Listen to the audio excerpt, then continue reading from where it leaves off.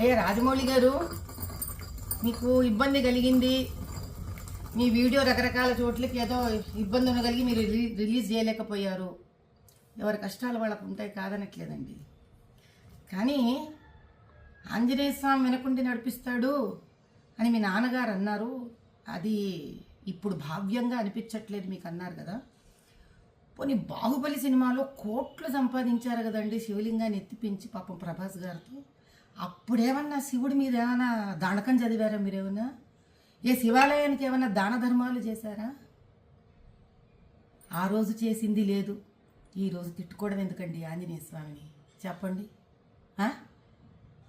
కుల వృత్తిలో వ్యక్తులు అంటే కుమ్మరివాడు ఆ కుమ్మరి వస్తువులని, కంసాలివాడు తన కంసాలి వస్తువుని, డాక్టర్ తాను సర్జరీలో వాడే సర్జరీ వస్తువులని, వీటిలన్నిటినీ దైవంగా భావిస్తారండి.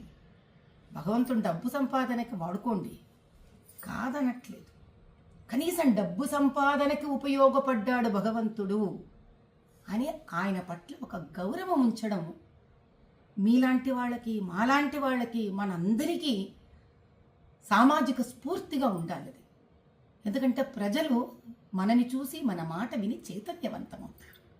అంత బేలలాగా మీరు ఎవరో ఏదో షాట్లు మీకు కొట్టేశారు కాబట్టి మీకు ఆంజనేయ స్వామి వెనక లేడని మీరు భావించడం, ఆ తర్వాత వెంటనే సమస్య తీరిపోగానే చిన్నపిల్లలాగా వేసేసుకోవడం, ఇంకా నిలకడెక్కడుంది రాజమౌళి గారు మీ అంత పెద్ద మనిషికి కూడా?